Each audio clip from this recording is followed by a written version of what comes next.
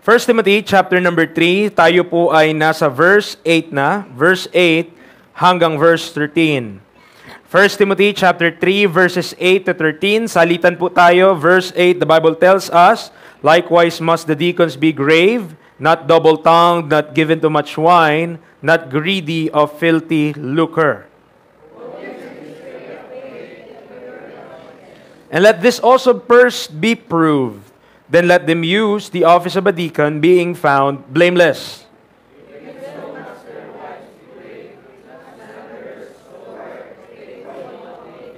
Let the deacons be the husbands of one wife, ruling their children and their own house as well. Sabay-sabay po tayo, 13. For they that have used the office of a deacon will purchase to themselves a good degree and great boldness in the faith which is in Christ Jesus. Tayo po ay manalangin naman namin, Diyos. Salamat sa umaga po ito na inyo pong pinagkaloob sa bawat isa. Salamat, O Diyos, na sa kabila po ng panahon ay nandirito po mga kapatiran, nagtipon po sa lugar po na ito.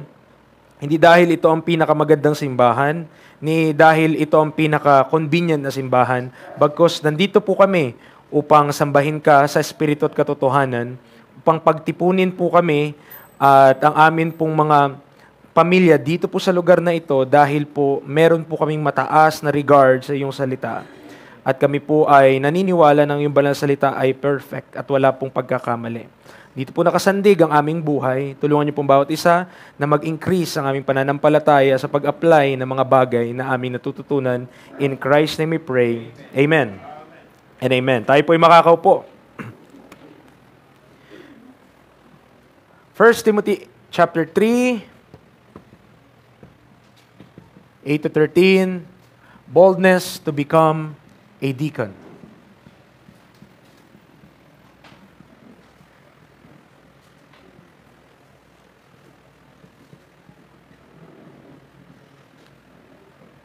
Boldness to become a deacon. Sino po sa atin, first time nyo lang narinig yung salitang deacon? Meron po ba? Mag-amen po yung first time lang narinig kung ano ang deacon. Ibig sabihin, may idea po yung karamihan sa atin.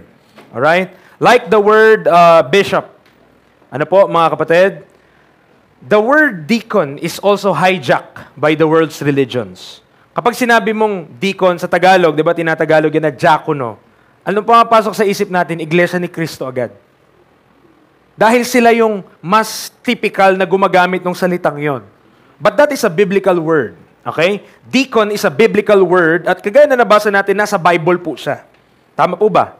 Nabasa natin that this section sa verse 8 to 13, it deals with the office of a deacon. So,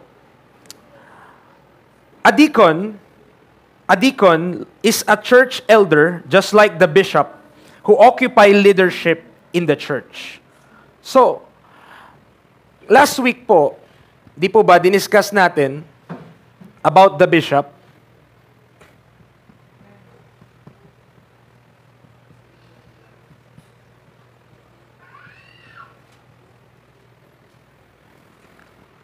So an elder could be a bishop or he could be a deacon. Pwede nga isang elder ng isang church ay bishop po siya, who is the presiding ruler or the ruling elder, or mas common na kilala natin, pastor. Ano po?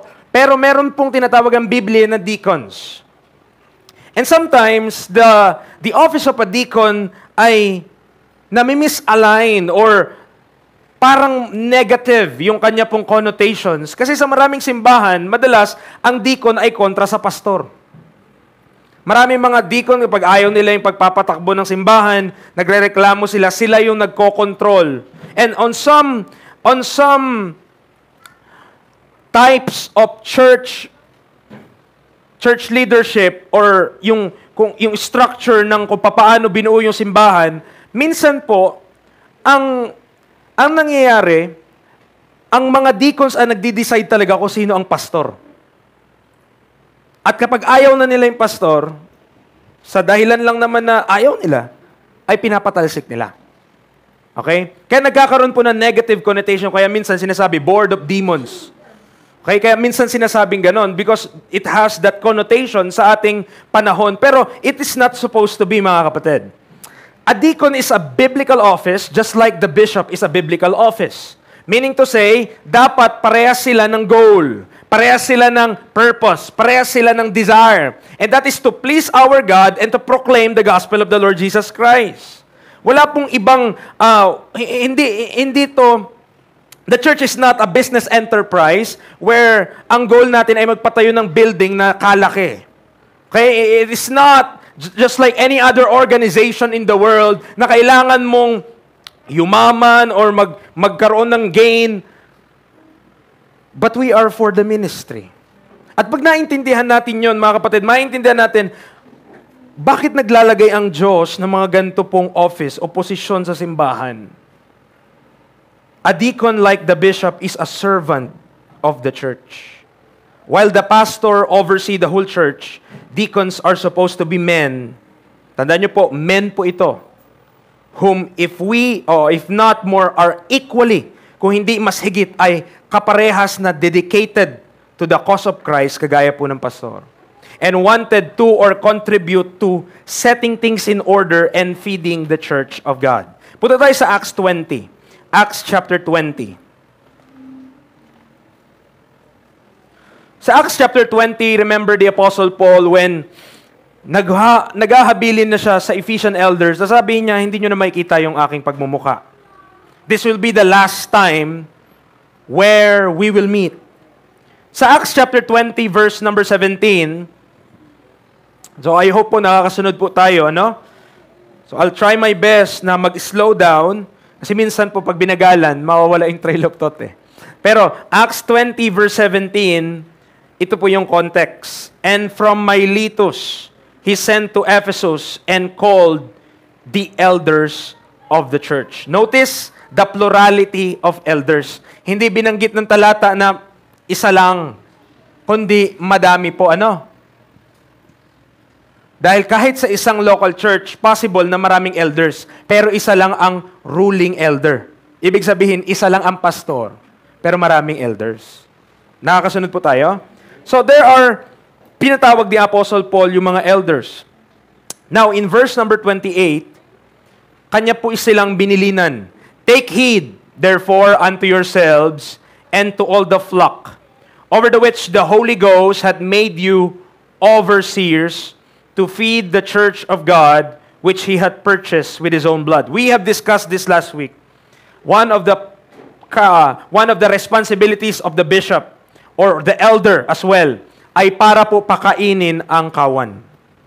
Is to feed the flock. At kung di natin alam what is the flock, it also refers to the local church.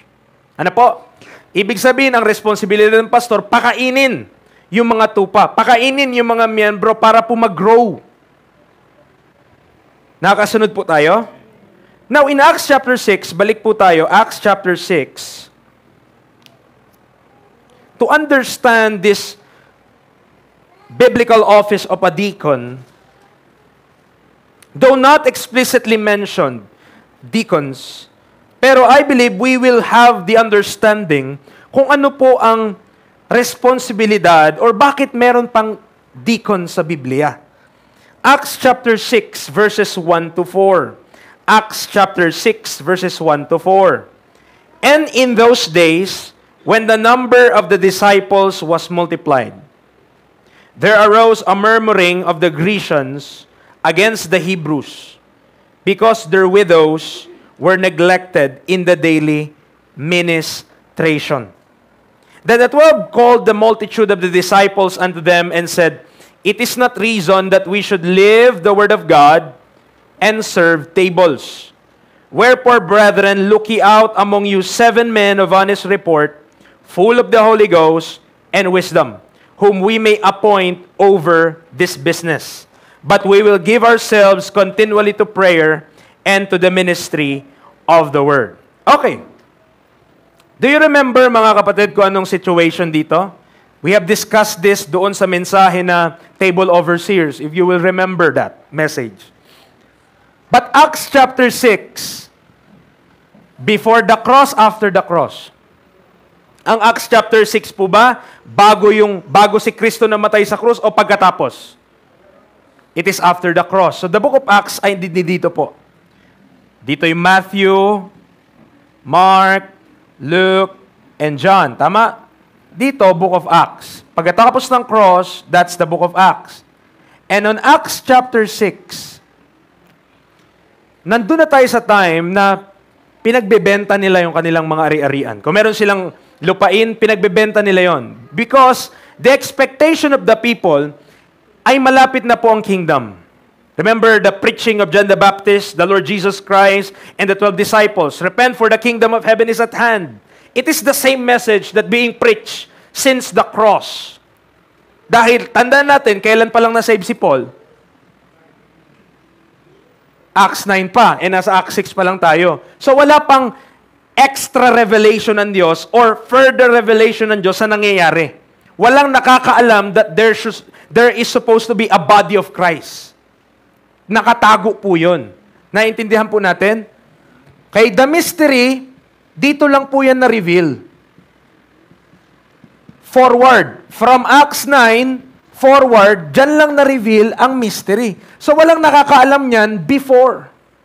Paatras nun, mga kapatid, walang nakakaunawa nun. Walang nakakaalam na may body of Christ. Walang nakakaalam na may church which is the body of Christ. So ang understanding po ng mga taong nasa Book of Acts, from Acts 1 to 8, more specifically, ang kanila pong isipan ay nagpapatuloy lamang ang programa ng prophecy. Tuloy-tuloy lang. At kung ikaw ay mabubuhay under prophecy, tama lang na ibenta mo na lahat ng ari-arian mo during that time. Bakit? Aanhin mo yan sa tribulation period. Hindi na nila yung kakailanganin. There is not a need for possessions during that time. Kasi kailangan mo lang to endure unto the end. The same shall be saved. Therefore, ang kanilang idea dito po, lahat ng pangangailangan po nila, saan nila kukunin yung pangangailangan nila? Also, the brethren, okay, ibenta na namin lahat, ilay namin to the apostles' feet. Naalala nyo si Ananias at si Sapphira? Ba't sila namatay? Dahil hindi nila inoffer yung, kung ano yung pinramis nila, hindi nila yung inoffer. Yung pinagbentahan nila ng kanilang ari-arian, nagtira sila. And then when they don't offer that kind of amount na pinagbentahan talaga nila, it cost them their life. Dahil ang doctrine po dito sa panahon na ito ay doctrine of the kingdom pa rin. Nagpapatuloy pa rin. Nakasunod po tayo? So, nasaan tayo? Sa Acts chapter 6. Okay? Sa Acts chapter 6, dumating yung point na dumadami na yung mga mananampalataya. Nabasa niyo po yon? Verse 1. Ano sabi ng Bible? When the number of the disciples was multiplied. Dumadami na sila. From those small chunk or small group of people from the 12 disciples unto the upper room na nagkaroon ng 120 na mga disciples. And from there, since Acts 2, nagmumultiply na po ang mga disciples. So, hindi lamang tayo merong 12 people or hindi lamang tayo merong 120 people. We're looking to, I believe, thousands na. Libo na po. Isa sa problema mo sa maraming tao, di ba, naka-attend na po yung karamihan dito sa meeting? Pinakamarami yata, 500 na attendees doon. 500 pa lang yun, mga kapatid. Ang hirap na pakainin nun. Imaginein mo pa, 10,000 tao. Tama? At, iniwanan po nila lahat ng kanilang mga ari-arian. Iniwanan nila. At binenta na nila lahat para, yun yung gawin nila, para pakainin yung mga, salamat, brother, para pakainin po nila yung mga kapatiran. Nandiyan pa po tayo? So nakita niyo po, yun yung context. In those days, verse 1, when the number of the disciples was multiplied, there arose a murmuring of the Grecians. Siyempre, siguro yung nagsaserve, ano? Meron mga nagsaserve ng pagkain. Yung mga una sa pila, ang daming nabibigay. Amen. God bless sister, God bless brother. Okay. Nung dumating na sa Grecians, bakit ito lang? Bakit buto-buto na lang ang natira sa amin? Kasi yung mga young people ang lakas kumain.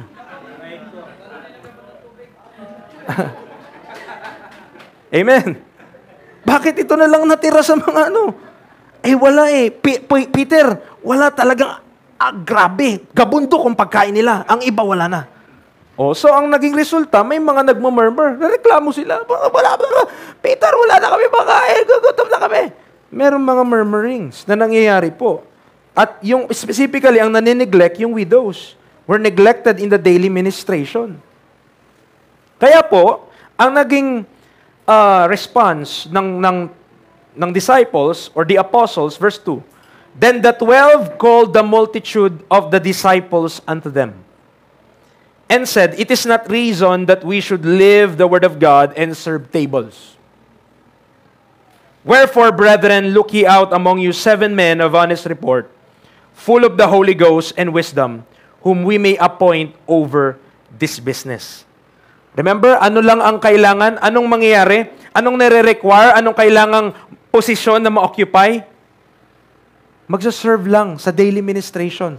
Sabihin natin, magsaserve ng pagkain, mga kapatid, or mag-oversee sa operation ng feeding program ng simbahan na yon. Okay, dahil limited resources sila eh. So, hindi pwede na basta ka na lang kumuha, kundi merong dapat i-appoint. Pero, yung i-appoint po mga kapatid, hindi lang basta member ng church. Hindi lang basta, sige, sino available? Hindi ganun eh. Merong requirement. Ang requirement, verse number 3, dapat men ito of honest report, full of the Holy Ghost and wisdom. Bakit kailangan ganun pa? Kasi po, mga kapatid, ang ministry, hindi din pwede. Though everyone should be part of the ministry, not everyone should be in charge. Let me tell you that. Hindi lahat dapat in charge. Yung iba, dapat lang mag-submit. At yung iba ay binigyan ng wisdom ng Diyos how to take charge. Because not everyone understood kung papaano po patakbuhin ang mga bagay-bagay. And if we are lacking wisdom, we need to consult the Bible. Amen. Kaya merong mga mananampalataya na nauna sa atin because also if they have committed themselves to the Lord, may wisdom na sila na nag-gain over time, so alam na nila yung mga bagay-bagay. Kahit papano, meron na silang experience on some things. And one of the most important requirement dito sa mga ito, sa verse 3, full of the Holy Ghost. Full of the Holy Ghost. Not full of themselves. Hindi puno ng sarili natin, kundi puno ng puspos ng banal na Espiritu ng Diyos. Nakakasunod po tayo? Na yun yung i-appoint nila doon sa business na yun. Yes, that business alone, daily ministration siya. Hindi siya flashy, kagaya ng mga ministry nila Peter, na sila po yung mga lumalabas talaga doon, nakikipagtunggali sa mga chief ruler and elders ng bayan ng Israel at sinasabi nila na, you have crucified the Lord Jesus Christ. Hindi sila yung mga humaharap doon. Anong ginagawa nila? Nandoon sa kampo, nagbibigay ng pagkain sa mga disciples. Yes, they do not have the same ministry, but they are part of the ministry. Hindi po tayo lahat tinawag ng Diyos sa parehas and specific na duty. Amen. Lalo na po sa mga ladies, you are not called to preach on a pulpit. But that doesn't supposed to mean na wala kayong gagawin or walang intended ang Diyos na posisyon para sa inyo na i-fill in. Amen. We just need to realize na meron pong design ang Diyos palagi. And this design should be followed if we are to avoid na hindi natin ma-please ang Panginoon. Nakakasunod po tayo? The ministry that does not just entail preaching or teaching. Ang ministry ng Panginoon hindi lang pagtuturo, di lang pagpipreach. Philippians 4:19. Alam ko po, yung iba sa atin dito, kino-quote nyo yung verse na ito. And I believe somewhat for understandable reasons.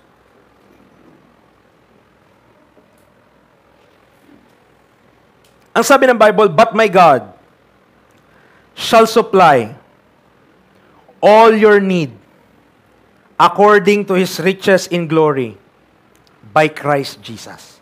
Diba? Kino-quote po natin yan? Of course. Kasi nagtitiwala tayo sa Diyos na isusupply niya ang ating lahat ng pangangailangan. Naniniwala po ba kayo na kayang isupply ng Diyos lahat ng pangailangan nyo? Amen. We believe God could supply all our needs. Pero minsan di natin nare-realize how God does that. Paano ginagawa ng Diyos yun? Okay? Ephesians 4:16. Ephesians chapter 4 verse number 16. Kino-quote natin, ay, isupply ng Diyos ang aking pangangailangan. Lahat ng aking pangangailangan. Pero honestly speaking, mga kapatid, minsan nagda-doubt tayo sa Diyos na isupply niya ang ating needs. Ngayon, sabi na Ephesians 4:16, sundan niyo po ito sa inyong mga Bible. I want you to understand this concept, mga kapatid, because this will be beneficial for our church. Ang sabi ng Biblia, from whom the whole body, fitly joined together, and compacted by that which every joint supplieth, according to the effectual working in the measure of every part, maketh increase of the body unto the edifying of itself in love. Anong kiniklaim natin? God shall supply all our need. Tama ba? Anong sinabi ng Philippians? Ayoko magkamali kung needs ba yun or need. Sabi niya, Philippians 4:19, all your need. God shall supply all your need. Tama? Hindi natin na-realize minsan, ginagawa yun ng Diyos, hindi sa pamamagitan ng paghulog ng pera galing langit. Hindi sa pamamagitan ng miraculously na bigla na lang magkakaroon, kung nagugutom ka, bigla na lang may patay na manok sa tabi ng bahay nyo. Okay? Hindi sa ganong pamamaraan. Though, pwedeng mangyari yun. Pwedeng mangyari yun. Pero di natin nare-realize, mga kapatid, na kung paano sinusupply ng Diyos ang ating pangangailangan is through the measure of every part.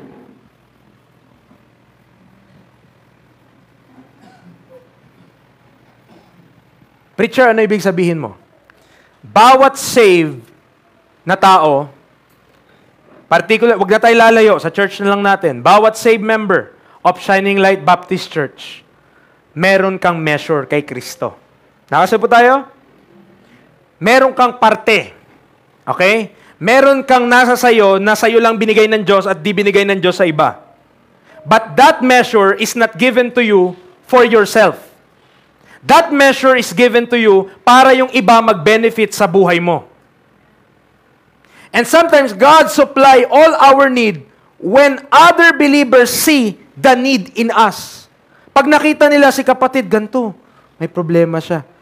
Ang Diyos, because you have the Holy Spirit could guide you na tulungan yung kapatid mo sa pananampalataya. And that's how God supply our needs. That's why we have a church, mga kaibigan, mga kapatid. It is important na ma-realize natin that maybe possible na ikaw yung kasagutan sa panalangin ng isa nating kapatid. Don't you ever conceive of that, o naisip ba natin na you could be the answered prayer to another man's prayer? Or somebody else's prayer? Ba, nananalangin si kapatid. Ang panalangin niya, bigyan siya ng kabuhayan na hindi makakahadlang sa gawain ng Panginoon. Maybe you are the answer to that prayer. Maybe ikaw yung makakapagbigay sa kanya ng ganun trabaho and you are able to do that, bakit mo wini-withhold? Why are we withholding the good that we know that is good to others? Pangako ng Diyos yun eh. Nandiyan po tayo? Tayo po ba ay namumuhay sa signs, wonders, and miracles ngayon, kagaya ng Israel? Hindi. Tama? But we trust in God na kahit po wala tayo sa signs, wonder, and miracle ngayon, kaya ng Diyos through the body of Christ to fulfill the needs of every member of the body.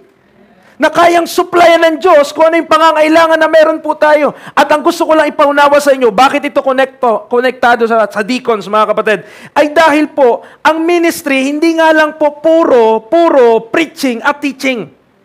Ang ministry ay, kahit po yung sa palagay mong wala nang pakialam ang ibang tao doon, ang Diyos meron, kapatid. May pakialam ang Diyos. At kaya niyang isupply yung pangangailangan mo. May ubo ka. May ubo ka, hindi mawala-wala. Yung maaring mayroon ng kasanayan or may experience ng isang kapatid sa ganyan na na-experience niya at alam niya na kailangan mo lang langhapin yung lagundi, halimbawa lang, at uminom ng kumukulong napakapait na herbs. So, sabi niya sa'yo, ganto lang yan, anak. Pakulo ka ng ganto, inumin mo, mawala yung ubo mo. Akala natin ang Diyos, ang isupply niya lang sa'yo, kasi minsan iniisip natin ang ministry, puro Bible Bible at parang dito lang. Hindi po, mga kapatid. Ang ministry, kahit po yung mundane things of life, nakala mo, walang kakwenta-kwenta na ikaw ay gumagawa araw-araw, may pakialam pa rin doon ng Diyos. Kaya nga sabi ng Panginoon sa lahat ng ginagawa natin, do all for the glory of God. Ibig sabihin, kahit kumakain tayo, kahit umiinom tayo, may pakialam ang Diyos doon. Hindi walang pakialam ang Diyos sa ginagawa natin every day. Meron po. Amen. Yung simple nating mga ginagawa, meron pong pakialam ang Diyos doon. At minsan, may mga pangangailangan tayo, practically speaking, na hindi kailangan ng Bible verse minsan. Amen. Hindi mawawala yung butas sa bubong kakapray. Lord, please, in the name of Jesus, let this hole in my roof be gone. Mga kapatid, narinig nung isang kapatiran, sige na nga, ipabulkasil ko nga itong bubog ni brother kasi pray siya ng pray. Pray ng pray, hindi naman mata. Pag sinagot niya ng Diyos, sige mo, ang ilalagay niya dyan, puno. Takpan niya ng puno para wala ng tulo. Nakikita po ba natin the practicality of the ministry? God sometimes supply our need by the measure of every member of His body. Ang iba sa atin dito, magaling sa electricity, o magiging electrician, yung iba plumbing, yung iba legal, yung iba, di ba, iba-iba tayo ng talento But that could be edifying to another believer. Baka may pangangailangan siyang ganun na ikaw yung makaka-fill in. At hindi pastor, particularly. Amen.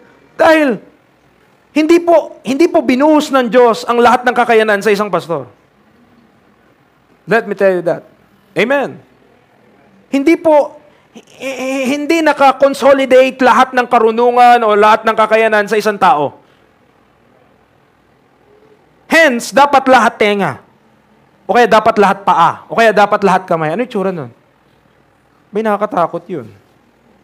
Pero tignan nyo yung pagkakadesign sa atin ng Diyos. May kamay tayo, may paa tayo, meron tayong tenga, meron tayong bibig. Nakita nyo kung paano hindi naman nag-aaway-away ang mga yan?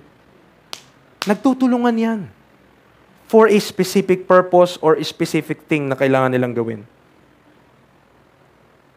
Ang church should be for the glory of God and to forward.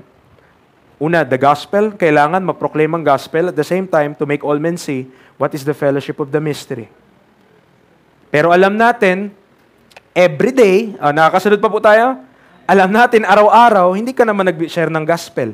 Araw-araw, hindi naman yun yung ginagawa mo lang Nagluluto ka. Naglalaba ka. Nasa bahay ka. May inaasikaso ka. Diba, ibig sabihin, nagbabayad ka ng bill. Nakita po natin, minsan may need tayo na somewhat technical. Hindi siya, hindi siya Bible verse ang makasolve. Kundi, applied wisdom na ng natutunan mo sa salita ng Diyos. Sana po na nakakasunod tayo doon sa thoughts. Ano po? So, just like in Acts 6, they have a temporal need. Kailangan nila ng pagkain, bread, gutom sila. Which is addressed by daily ministration. So are we today. Bawat isa po sa atin dito at bawat pamilya, meron pong pangangailangan. Amen. Kung saan tayo mayaman, kung mag-amen ang mga mananampalataya, saan tayo mayaman? Sa pangangailangan. Amen. We are rich in needs. Okay? The number one need, so gusto ko ma-realize the number one need, of course, ay Word of God. So yun yung kailangan nating ma-realize, Though, ina-explain ko to, but the number one need natin, let me tell you, is the Word of God. Man shall not live by bread alone, but by every word that proceedeth out of the mouth of God. Tama po ba? Of course, aanhin mo naman lahat ng needs mo na ma-meet kung ang kaligtasan ng iyong kaluluwa or yung iyong spirit ay impoverished. Okay? Ibig sabihin, nangihina at mahirap. Kailangan mas ma-address yung pinaka-need ng tao, which is the Word of God. Kailangan mo yan, sustenance mo yan eh. Oh, pero ina-acknowledge din ng Diyos, ina-acknowledge din ng Diyos na hindi lamang salita ng Diyos ang kailangan mo. Kasi hindi niya naman sinabi na, man shall not live but only by the Word of God. Hindi. Sinabi niya, man shall not live by bread alone. Ibig sabihin, kailangan mo pa rin yung bread. Pero hindi ka mabubuhay para lang sa bread. Hindi ka mabubuhay para lang sa tinapay. But by every word that proceeded out of the mouth of God. What's more important is the Word of God, pero alam ng Diyos, hindi mo lang, meron kang mga pangangailangan just like bread na kailangan ma-provide at kailangan ma-fulfill ang ating needs. So merong mga needs na beyond verses. Gaya ng financial needs, educational needs, vocational needs, technical needs. These needs sometimes overwhelm us. Tama po ba? Minsan, yun yung kung hindi ito mahalaga, mga kapatid, dapat faithful tayong lahat. Pero God realize at alam ko na nare-realize natin, minsan na-overwhelm tayo sa mga pangangailangan dito sa sanlibutan na ito. Kaya tuliro tayo eh. Kaya marami tayong iniisip. Mark chapter 4. Mark chapter 4. Just bear with me, may kinalaman sa pagiging deacon. Mark chapter 4, verse number 19. Mark chapter 4, verse number 19.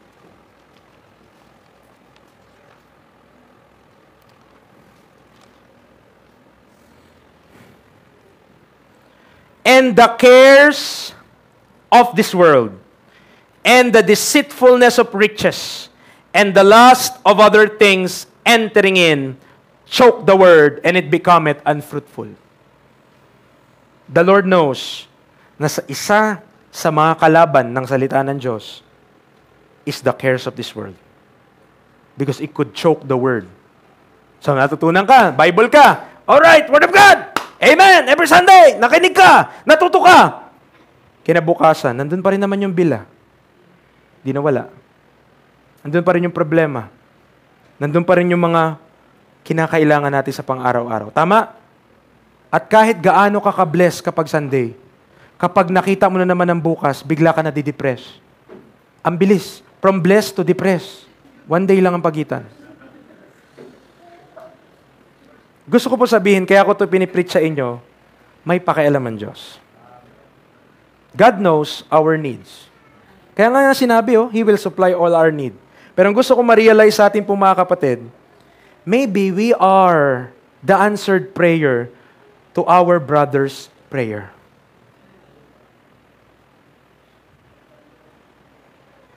Amen? May pangangailangan. Yung pangangailangan niya, medyo specific. No? Ang una dapat responde, kumbaga sa first responders, ang una dapat responde sa kapatid natin sa pananampalataya ay kapatid sa pananampalataya. Kailangan nating maintindihan yun. Amen? Tayo po kasi, we are bought by the blood of Christ, and one day, kapag iniwan natin sa libutan na ito at the rapture, tayo po magkakasama lahat. Amen. Ganon kanit yung ating relationship one with another if we will just understand the doctrine of the body of Christ. Sobrang close tayo. Kasi we are bought by the same blood. We are of one blood. We are of one body. Isang katawan tayo. Kaya huwag mo isipin na pag spiritual needs sa church ko yan makukuha. Pag physical needs sa world. Ay hindi, mali ka pa rin kapatid. Yes, we go out to the world. Amen. But not necessarily na sila ang ating hope. Our hope is in God. And what I'm preaching to you, mga kapatid, is sometimes God supply your need through other members of the body. Through other members of the body. Bakit kaya, why do you think binigyan ka ng Diyos ng ganyang abilidad? Para ipagamit lang sa world? Isipin niyo po, bakit ganyan ka? Ba't ganyan yung abilidad mo? Bakit magaling ka sa isang bagay at hindi sa isa? Ba't ganyan yung pagiging tao mo, bakit ganyan? Ba't ganyan ka nilikha ng Diyos? Ba't ganyan ka ginawa ng Diyos? Ginawa ka ba niya para lamang sa sanlibutan? Isipin po natin yon. Or, we are given these abilities. Hindi disability Ulitin ko po. These, T-H-E-S-E, these abilities. Binigyan ka ng mga abilidad na ito for the glory of God. And remember, sino pong pinaglilingkuran natin? Ang Diyos. Tama? On a very practical level, when you serve the brethren, you serve God. Kasi hindi mo naman nakikita ang Diyos Tama? Pero yung mga kapatid mo na parehas mong ligtas, nakikita mo. Nakikita mo yung pangangailangan nila. Naaamoy mo yung pangangailangan nila minsan. Sabon. Amen. Nakikita po natin, ginawa ko lang, that's not ridiculous mga kapatid, but sometimes, the brethren doesn't need a verse. They don't need a verse sometimes. Esther 4, verse 14. Punta tayong Esther. Weird passage ito. So, saan ba yung Esther? Di na natin alam. Esther Job, yan. Katabi ni Job. Bago mag-Psalms, Esther Job. Okay? Esther 4. Just bear with me po, ha? May kinalaman sa pagiging deacon po. Huwag po kayong mag-alala. Pag malamig ang panahon, mabagal ang metabolism. So, mabagal magutom. Esther, chapter 4. Esther, chapter 4. Imagine niyo yung mga oso, kung paano nag-hibernate sila. Buwan, hindi sila kumakain. Nakaganon lang sila. Dahil ang ginaw. Esther chapter 4, verse number 14. Merong decree yung hari para yung mga tao, yung mga Jew sa Persia ay mapaslang dahil sa pandarayang ginawa ni Haman. So, si Mordecai ay nakikipag-usap kay Esther, kay Queen Esther, dahil siya po ay naging queen. But she is a Jew. So, on the basis of the decree, kasama siya sa papaslangin. So, nakikipag-usap si Mordecai. Sabi niya kay Esther, verse 14, "For if thou altogether holdest thy peace at this time, then shall their enlargement and deliverance arise to the Jews from another place. But thou and thy father's house shall be destroyed. And who knoweth whether thou art come to the kingdom for such a time as this." Nakita niyo po, merong purpose si Esther doon sa kingdom why she became a queen. And God knows the reason why is para i-spare yung Jews for that upcoming decree. Because the Lord knows the end from the beginning. Alam ng Diyos kung anong mangyayari, alam ng Diyos lahat ng mga bagay na ito, at nilagay niya si Esther on a specific time in history to be there, to be a queen, amen, para hindi ma-consume yung mga Jews during that time. Itong tanong natin sa sarili natin, mga kapatid, bakit ako nasa Shining Light Baptist Church? For what purpose? Bakit kaya ako sinave ng Panginoon? Bakit kaya ako yung nasabihan at hindi yung kapitbahay namin? Amen. If you are saved, God has a specific purpose sa buhay mo. At hindi aksidente na binigyan kanya ng ganyang talento at abilidad. God had given us all these abilities to be a supply to other members' needs. Dahil kung ang goal natin ay to propagate the gospel of Christ, one person could not do that. Amen. Mag-preach ako maghapon, pero walang magpapakain. Aba, gutom. Pupunta sa MCGI Cares. Ipakain dun May feeding program dun Nakakasunod po tayo? Lahat po tayo, every part has a measure in the body of Christ. Like Esther, There is a purpose bakit ka nilagay ng Diyos sa lugar na ito. Okay?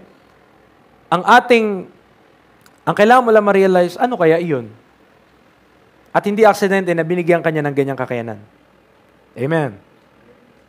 So maybe kaya ka ginawa ng Diyos na maingay kasi kailangan mo idaldal si Kristo. Maybe that. Or kung binigyan ka ng Panginoon ng matalino ka, ganyan, is para mapagamit mo para sa gawain ng Panginoon. Sa mga bagay na kailangan ng katalinuhan. Amen. So, hindi kasi lahat ng bagay pwedeng force eh. Tama po ba? Di lahat pwedeng persahin. Like, kabit ka dyan ng aircon, tas wala kang skill. Paano ba to? Sinaksak. Boom! Nag-ground. Diba? Ibig sabihin, kailangan ng utak minsan, mga kapatid. And some things require intelligence. Sabi natin in skill for the most part. At hindi lahat tayo nabiyayaan sa parehas na bagay. Salamat at ganoon. Kasi kung lahat tayo magaling magluto at walang magaling maghugas, abay ang hirap. Mahirap yung ganon. Tama? Ang pinaparealize ko po sa inyo, we have a part in the body and we have a part to do for the supply of the needs of others. This is why, gentlemen, we need to be into this book. Kailangan natin mag-aral ng salita ng Diyos. So that we would know, by obtaining wisdom, how He could use our skills. Hindi lamang para sa worldly occupation, but for the benefit of the body of Christ. Proverbs chapter 4. Proverbs chapter 4. Just bear with me, Tandaan nyo, wala pa ako sa verse. Diba? Wala pa tayo dun sa verse by verse sa 1 Timothy 3. Okay? Proverbs chapter 4. Pero okay lang yan.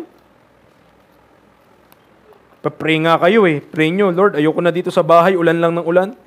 Gusto ko ng kausap. O ngayong may kausap ka, ay magtiis ka. Proverbs chapter 4, verse 7. Anong sabi ng Bible? Proverbs 4:7.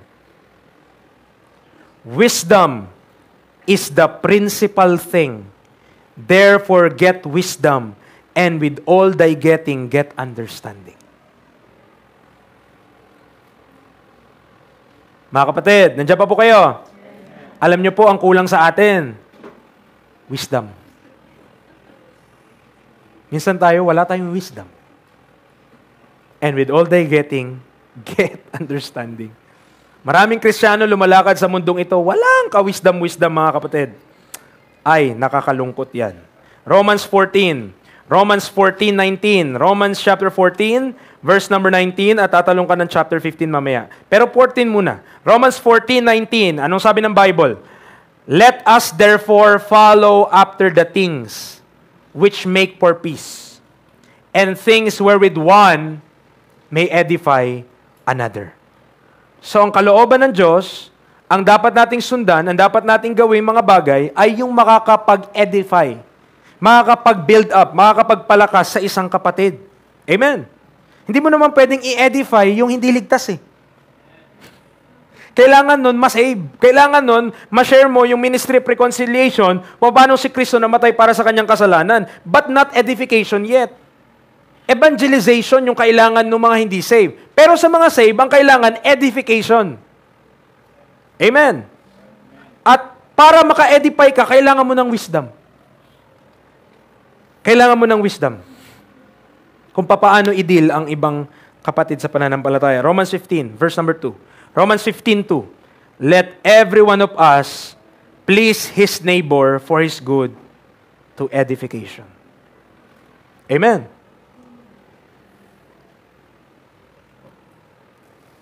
Gusto ng Diyos na bawat isa sa atin nag-i-edify sa bawat isa.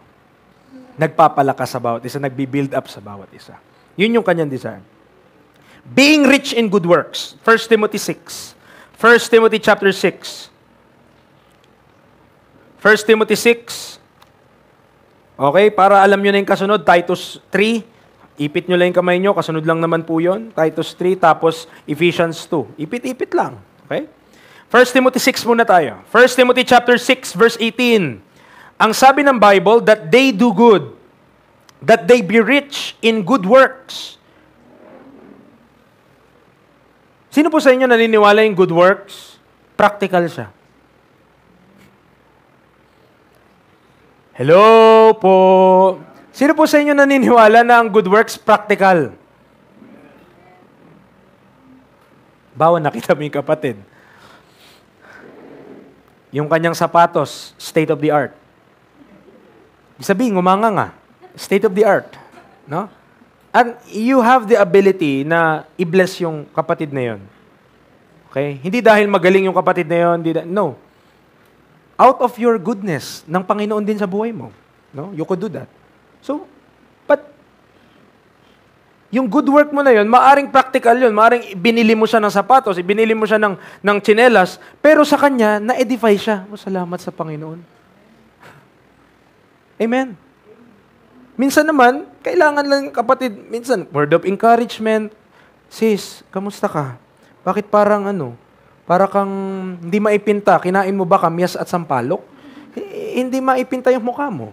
Minsan, kailangan ng kausap ng mga kapatiran kasi hindi nila ma-voice out yung kanilang mga pinagdaraanan. And a word of encouragement will do. Ano yung good works? Anong sabi ng Bible? Dapat tayo rich in good works. Hindi tayo rich in good works to be saved. Amen, mga kapatid. Ligtas ka na eh. Nasa sayo ng banal na Espiritu ng Diyos. Anong pagkakilala mo sa Diyos? Ang Diyos ba madamot? Ang Diyos ba nagwi-withheld ng goodness dahil masama yung tao? Hindi po, mga kapatid. Pinapaulan niya dito parehas sa mga righteous at parehas sa mga wicked. May ulan at may araw, parehas sa mga tao na may takot sa Diyos at walang takot sa Diyos. Ibig sabihin, ang Diyos hindi niya pinipili na, okay, dito yung mga shining light, yung mga bahay nila, yan lang ang may ulan. Sa iba, wala. Hindi ganun eh. Pinaulan niya sa inyo, lahat kayo, buong kapitbahay niyo, buong neighborhood niyo may ulan. Why? Because the Lord is good to everyone. In the same way, ang utos ng Diyos sa atin, ang instruction sa atin, dapat mayaman tayo sa mabuting gawa. Hindi para maligtas, kundi dahil yun dapat ang fruit ng isang save. Amen. Okay, ready to distribute, willing to communicate. Titus chapter 3. Titus chapter 3 verse 8. Titus chapter 3 verse 8. This is a faithful saying, and these things I will that thou affirm constantly, that they which have believed in God, do you believe in God? Might be careful to maintain good works. These things are good and profitable unto men. Amen. So, clearly, sinasabi ng Biblia, kung ikaw ay naniwala sa Diyos at tayo ay naniwala sa Diyos at tayo ay sumampalataya sa Kanyang anak, ang sinabi ng Biblia, dapat maging careful tayo to maintain good works. Amen. Minsan, sa paniwala natin na one save, always save, alam niyo po, minsan ang isip na lang natin sa ibang tao, ligtas naman ako eh. Wala akong pakialam sa mga sasabihin nila. Mga kapatid, kailangan maging good tayo in works. Dahil ang nire-represent natin, not ourselves, but Jesus Christ. Si Kristo yung nire-represent mo, wag natin siya ipahiya. Ephesians 2:10. For we are His workmanship, created in Christ Jesus unto good works, which God had before ordained that we should walk in them. Nilikha tayo kay Kristo Jesus. Amen. Ikaw ba ay na kay Kristo Jesus? Kung ikaw ay sumampalataya kay Kristo Jesus, in Christ ka. At kung ikaw ay in Christ, you are created unto good works. Dapat ang nakikita sa ating buhay, good works, not bad works. Being rich in good works should not be, hindi lamang dapat ito doktrina sa ating ulo, but it must be manifested in our lives. Minsan, ang isang kapatid, hindi niya kailangan ng verse. Minsan, ang kailangan niya, counsel. Proverbs 12. Proverbs chapter 12. Ulitin ko po yung sinabi ko, minsan, hindi verse. Preacher, anong pinag-aiba ng verse sa counsel? Yung counsel, mga kapatid, pinapayuhan mo na siya ng application ng Bible verse. Okay? Minsan yun yung kailangan ng iba po sa atin. Kailangan natin ng payo mula sa iba. Huwag natin isipin na alam natin ang sagot sa lahat. Amen? Kahit ikaw yung pinakamatalinong tao, wala kang sagot sa lahat ng bagay. Pero ang Diyos meron. At minsan, ginagamit niya yung experience ng ibang kapatiran para masolusyonan or ma-fill in yung need natin. Proverbs 12, verse number 15. Ang sabi ng Bible, the way of a fool is right in his own eyes, but he that hearkeneth unto counsel is wise. Amen. So kung meron tayong gagawin, meron tayong big decision sa buhay natin, life-altering decision na gagawin sa buhay natin, bakit hindi tayo magpa-counsel? Magtanong tayo, mag-ask tayo. Okay? Bakit yun yung desisyon natin? O practically speak, ito na lang kasi yung lagi nagiging halimbawa eh.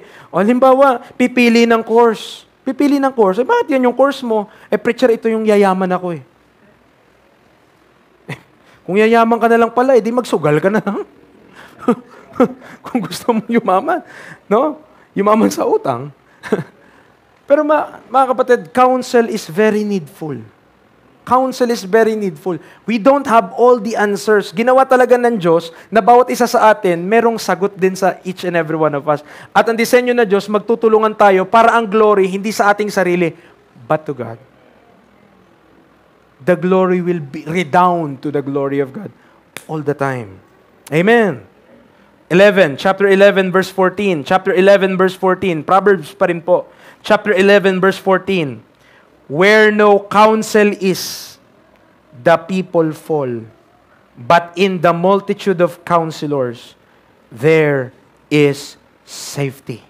Multitude of counselors, there is safety. Proverbs 15:22. Proverbs 15:22.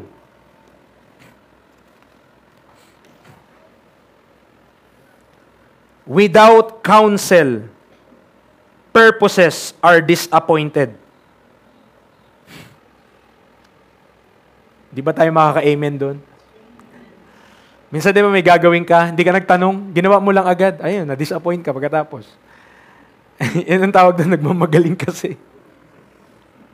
Minsan po, sa mga men, minsan nagmamagaling tayo, hindi natin tinatanong yung asawa natin. Minsan, mga design, ganyan. Alam nila kasi yun. Ibig sabihin, meron sila somewhat gift sa ganung bagay.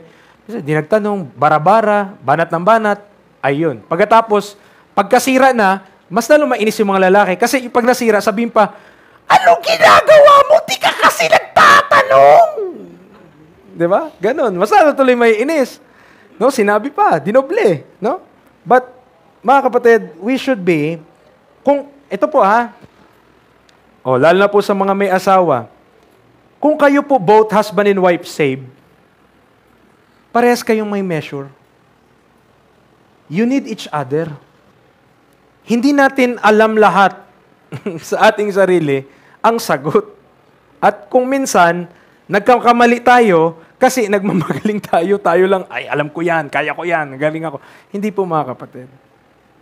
God is teaching us humility na minsan, ask a question. Receive a counsel. Kasi sabi ng Bible, without counsel, purposes are disappointed. But in the multitude of counselors, they are established. Amen. So isa pa, Proverbs 19:20. Proverbs 19:20. So malapit ko nang matapos yung introduction. Hear counsel, sabi niya, and receive instruction, that thou mayest be wise in thy latter end. Bakit marami ayaw mag-receive ng counsel? Kasi minsan, 'di ba, sa salitang lang minsan naaapektuhan yung ego no? Yung pride ng tao. Bakit pa ako magtatanong? Naku, kaya ko yan. Kaya ko yan. Kaya, pag magtatanong ka kasi, parang inaamin mo na wala kang alam or di mo alam isang bagay. Mga kapatid, hindi kahinaan yun. Wisdom po yun. Bakit?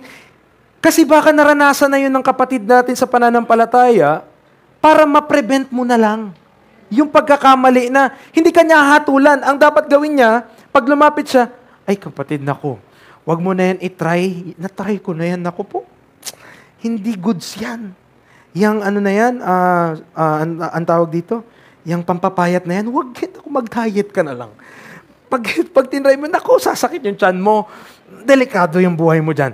Diba? Ibig sabihin po, na-prevent yung distraction o yung pagkakamali. Nakatipid ka eh.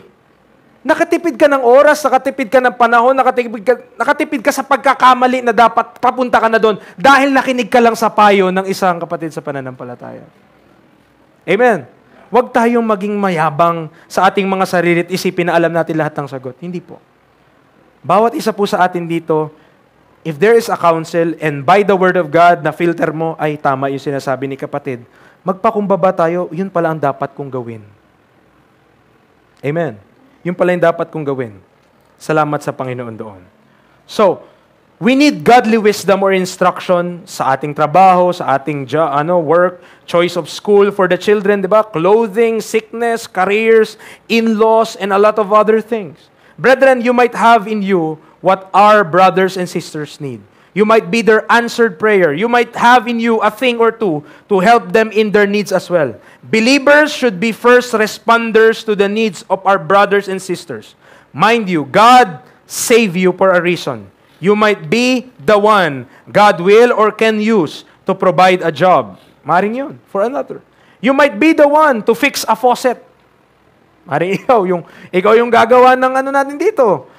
May sira, ganyan, may leak. Ikaw nakakaalam. Electrical connection, computer, cellphone issue, recipe. Kahit recipe, ano ba yun sabi? Yung asawa mo, gusto niya yung kakanin na yun eh. Pero hindi ako marunong. Sino bang marunong magkakanin? Ay, tanungin ko si Sister ganto. Sister, paano nga ba gawin yung kakanin na yun? Ay, ganto. Ay, salamat sa Panginoon. At nagluto ka na, kakanin. Okay, ginalingan mo, nasunog yung konti, pero okay pa rin. Nung tinikman ng asawa, wow. Nasarapan siya. Pasalamat siya ngayon. Amen. Glory to God. Naging help tayo sa bawat isa, even on the practical level. We who are in Christ are not supposed to live in isolation, but in communication one to another. So how does this supposed to connect to a deacon? Preacher, ano kinalaman nun sa pagiging deacon? Deacons are supposed to be helpers and servants with the bishop to address the ministerial needs of the church, which the bishop could not do just by himself. Tama po ba? Hindi sa lahat ng patawag ng member, available ang pastor. Kasi maaring sabay kayo ng pangangailangan ni kapatid. Si kapatid na ganito, kailangan maihatid siya sa isang lugar. Ikaw, kailangan mo din ng gagawa. O parehas lang kayo ng tema, pastor. May kapatiran tayo. The deacons, mga kapatid, it's just a recognition of the gift din and talents na binigay ng Diyos na in-apply ng isang kapatid na siya ay qualified na sa ganung bagay at ginagawa niya na yon. Hindi yung gagawin mo, deacon, para maglingkod. Hindi, dapat naglilingkod ka na. And you will just be proved. Makikita natin sa talata natin mamaya. Okay? So punta po tayo sa ating text. Praise the Lord. Andito tayo sa ating text. 1 Timothy 3. 1 Timothy chapter 3. Okay, that lengthy introduction is necessary to lay the necessary foundation para po sa study po na ito. But this will not be long. Okay? Kasi long na yung introduction eh. So hindi na to long. 1 Timothy 3. Anong sabi ng Bible? Verse number 8. Likewise, must the deacons be grave. Ano po? So dapat pala yung mga deacons, sila ay mga kabaong. Hindi po. Hindi po dapat ganoon. Hindi yun. Ang sabi ng verse 4, kagaya sa bishop, one that ruleth well his own house, having his children in subjection with all gravity. Being grave, ay, alam niyo po yun, may weight, may bigat. Bilang mga men, kailangan, kung nagsabi ka na ikaw yung gagawa, be grave. Yes po, ako nandyan. Nandun ka. Grave. You have that gravity in you. You have that, weight in your words.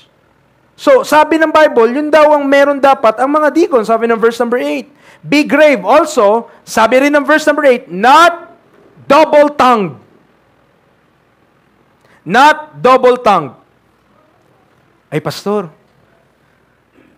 praise the Lord po sa preaching. Na-bless po ako sa bahay. Amo talaga si pastor. Talaga naman.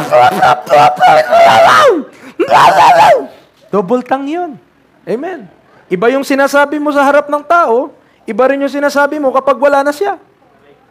At hindi dapat ganyan ng isang deacon. Amen. Kasi mag-serve nga tayo sa Panginoon eh. Kung mag-serve tayo sa Panginoon, dapat same breath, praise ang lalabas, glory ang lalabas sa ating bibig. At hindi double tongue. Amen. Nilapitan ka. Kapatid, busy kasi lagi si pastor, pwede ba ako sa iyo magpatulong? Ay, oo naman. Sige. Nagpatulong siya. Tinulungan niya. Sabi sa'yo, di ba? Pag may kailangan ka, sa akin ka na lumapit. Huwag ka na lumapit kay pastor. Dami na ginagawa. Tamad yun. Huwag ka. Double tongue. Amen. Nakasunod po tayo. So deacons, dapat kaya nababansagan yan minsan na ganun eh. Kasi yun, nagiging divisive sila eh. When supposed to be in the Bible, it is not supposed to be a group of elite men na sila yung nag-take the reins. Hindi po. They are servants. Kagaya no sa Acts chapter 6, sila yung nag-minister dun sa mga tao para sila Peter and the disciples makapag-focus sila sa ministry na tinalaga sila ng Diyos. Amen po ba? Sana po naiintindihan nyo po. Ano? So not double tongue. Not given too much wine. Preacher, gusto ko mag-deacon. Bakit naman, Brad? Kasi pwede mag-wine eh. Sabi nyo, not given too much wine. Anong sabi nyo yan, preacher? Pwede pala eh. Tignan nyo. 1 Timothy 5:23. 1 Timothy 5:23. Ano sabi ng Bible?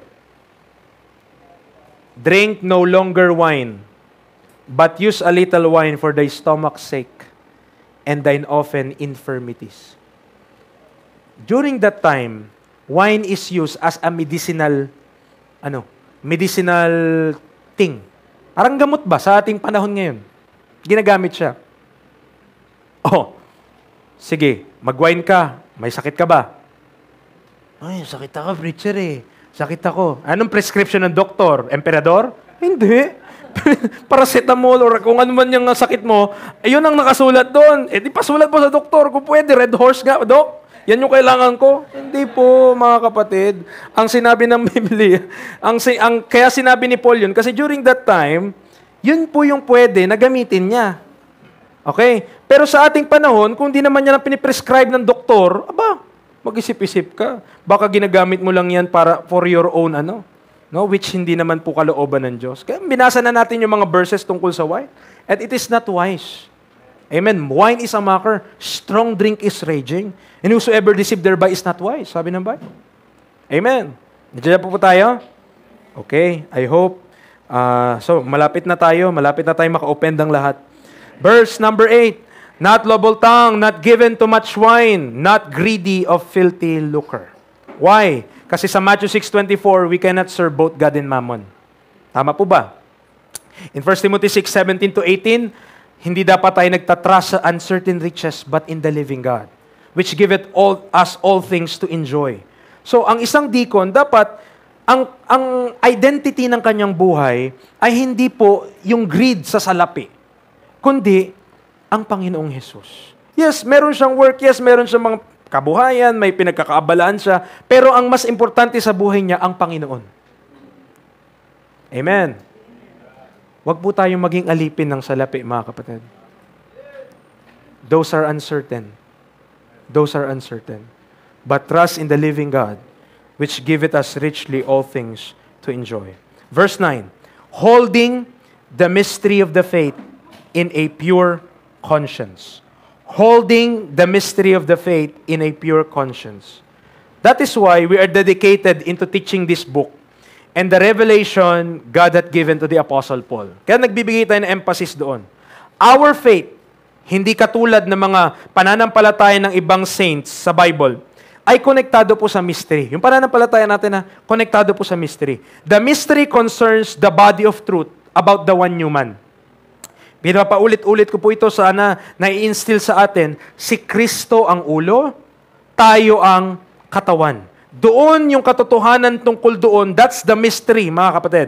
Our characteristics, our destiny, kung saan tayo mapupunta, our walk, yung ating paglakad sa pang-araw-araw, our life ay napakaiba po from the nation of Israel. Iba po ang buhay natin sa bansang Israel. Yes, we serve the same God. Yes, we have the same Savior, the Lord Jesus Christ. But our life is so different from them. Their destiny is to be inheritors of the earth. Our destiny is to be with Christ forever and ever in the heavenly places in Christ Jesus. Iba po, magkaiba. Same God, but different purposes. So, and if deacons does not have any clue of what the mysteries are, kung wala tayong clue kung ano ang mystery, at ano yung mga mysteries na sinabi ng 1 Corinthians 4:1-2, that we are to be stewards of the mysteries of God, they could not operate at the level of understanding which could lead to a one that beateth the air or labor in vain. Maraming mga nag-church, maraming mga nagsisimba, maraming mga ministers of God, yes, sasabihin nila in their lips, they love God, or they serve God, or may mga ginagawa sila para maka-reach ng lost, pero they are ignorant of the mystery, and that leads to beating the air. Wala ka na tatarget. Impossible, you are being utilized by the enemy to do the will of Satan. That's the mystery of iniquity. Amen. Mahalaga po. Kaya mahalaga na pag-aralan itong mga bagay po na ito. Okay? So, sabi niya, verse 10. Dito na po tayo, 1 Corinthians. So, ano na lang po natin, pinapasadahan na lamang po natin. 1 Timothy 3:10. And let this also first be proved. Then, let them use the office of a deacon being found blameless. Okay. Hindi natin kailangan ng titulo or ng recognition bago tayo magsimulang maglingkod sa Panginoon. Anong sabi niya? Sa verse number 12? Verse number 10? I-prove mo muna. Let this also first be proved.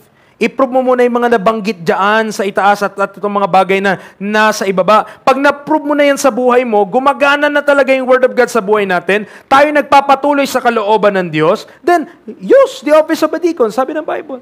Being found blameless. Pero ang problema, kapag gusto lang nating ma-recognize, pero ayaw nating gawin yung work behind it. If you want to be a deacon, be one in deeds, and the recognition will follow. If you want to be a deacon, prove it while you do not have the title. If you can't do that, then the office of the deacon is not for you. Gawa muna. Amen. Patunayan muna. Okay? Kapag napakita mo na naglilingkod ka talaga sa Panginoon, napakita natin na tayo ay matapat, napakita natin na yung mga qualifications found in 1 Timothy 3 ay nasa sa atin, then maybe, the church, magiging obvious po yun most of the time. Yung calling po, obvious sa mga nakakakita sa'yo at nakakakilala sa'yo. Obvious na preacher ka. Obvious na teacher ka. Obvious na, magiging obvious yun sa iba. Amen. Because hindi mo hinintay na ma-recognize ka bago mo gawin yung dapat mong gawin. Ginawa mo na lang dahil yun naman talaga yung kagustuhan ng Panginoon. Verse number 11. Even so, must their wives be grave. Sabi na iba, grabe talaga asawa ko, grave. Even so, must their wives be grave, not slanderers, sober, faithful in all things. Mapipigilan po, it will highly limit or even hinder. Mapipigilan po ang paglilingkod sa Panginoon. Kung may men na sasabihin niya, gusto ko maglingkod sa Panginoon, mapipigilan yon kung ang kanyang asawa ay hindi sang-ayon sa kanyang ginagawa. Amen. Kaya po, it is a family thing na ang paglilingkod sa Panginoon, both husband and wife with the children. Tandaan niyo po ito. Tail-bearing. Alam niyo po yung tail-bearing? Yung mga pagchichismis, ganyan. Tail-bearing. Is a sin in the Bible. It is not spoken in a positive sense, but in a negative light. Ladies, ang sabi dito, sa verse number 11, don't be slanderers. Okay? Don't be slanderers. That is not Christ-like. How would you edify if behind the backs of the people you want to edify, nasisiraan sila, ini-slander sila. Okay? Your husband, you are ministering unto, they will hear negative reports or comments. Mas mainam na lang that we keep our peace, suffer to be defrauded. Amen po ba? So, yun po yung Christ-like attitude na gustong ipakita dito ng talata.